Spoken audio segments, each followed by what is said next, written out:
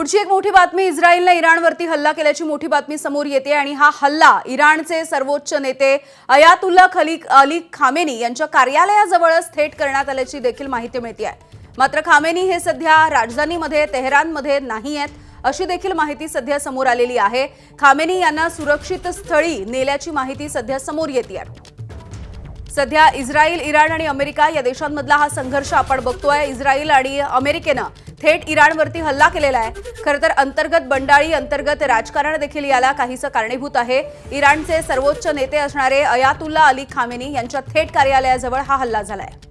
जो आम लोग हैं वो इससे प्रभावित होंगे। तो देखना यही है कि राष्ट्रपति ट्रंप, इजराइल के प्रधानमंत्री बेंजामिन नेतन्याहू किस तरह से इस मामले को और आगे लेकर बढ़ते हैं। लेकिन एक बार मैं तस्वीरें चंदन और दिखा देता हूं अपने दर्शकों को। एबीपी न्यूज एकमात्र ऐसा चैनल है जो इस वक्त बेन गुरियन एयरपोर्ट पर मौजूद है इजराइल के, जहां थोड़ी देर पहले इमरजेंसी अलर्ट घोषित किया गया था और यहां पर लोगों को अब सारी उड़ानें रद्द कर दी गई हैं। यहां से लोगों को सुरक्षित स्थान पर जाने के लिए कहा जा रहा है। पूरा का पूरा एयरपोर्ट खाली कराया जा रहा है। लोगों को अभी ये जानकारी नहीं मिल पा रही कि आखिरकार कब तक दूसरी उड़ान यहां पर शुरू होगी। लेकिन स्थितियां बिगड़ती जा रही हैं। जिस तरह से इमरजेंसी घोषित हुई है उसके बाद से लोग अब यहां एयरपोर्ट पूरी तरह से खाली कराने की कोशिश की जा रही है, क्योंकि हमने ये भी देखा था कि इजराइल एयरपोर्ट पर भी बड़ी संख्या में जो तैनाती की गई थी एयरक्राफ्ट की, वो तस्वीरें भी कल शाम हमने देखी थी, आई थी। तो अब देखना यह है कि किस तरह से यहां पर हालात बनते हैं। लेकिन इजराइल और अमेरिका साथ मिलकर ईरान के साथ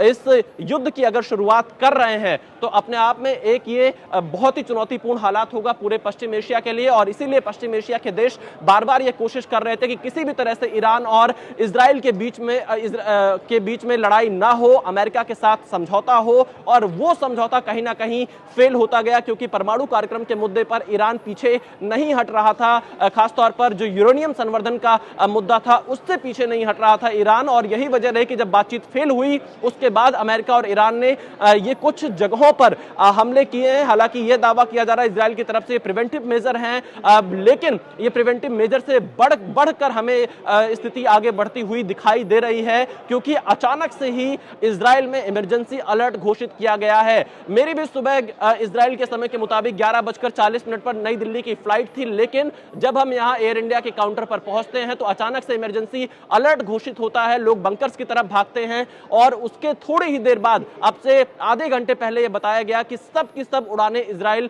तेल अवीव एयरपोर्ट से रद्द कर दी गई हैं। बहुत सारी फ्लाइट्स यहां से जानी थी। कुछ तस्वीरें मैं और आपको दिखाता हूं यहां पर, क्योंकि लोग अलग अलग जगहों पर जाने थे। कुछ भारतीय मौजूद हैं, उनसे बातचीत कर लेते हैं। आप दिल्ली जाने के लिए आए थे यहां पर, तो आप क्या करेंगे? अब तो फ्लाइट रद्द हो गई है यहां पर। रद्द हो गई। हाँ, तो अब हम लोग रूम पर जाएंगे अपने। अच्छा, घर पर बात हुई आपकी? अभी नहीं किया। अभी बात नहीं किया, आप पढ़ने जा रहे हैं। वो मेरा लगेज इधर नीचे है। हाँ हाँ, लगेज डाउन है। अच्छा, लगेज आप जमा कर चुके थे अपना? हो गया, बोर्डिंग वोर्डिंग सब हो गया। हाँ, दिखाइए। बोर्डिंग वोर्डिंग सब हो चुका है। हाँ, बट लगेज तो ये देखिए, ये सर्वेश खरवर है जो कि तेल अवीव से दिल्ली की यात्रा कर रहे थे। इनका लगेज भी जमा हो गया था एयर इंडिया की फ्लाइट में और अब ये अपने लगेज का इंतजार। इस्रायल आणि इराण या दोन्ही देशांमध्ये हा युद्धाचा भडका उडालेला आहे। एबीपी माझा, उघडा डोळे बघा नीट।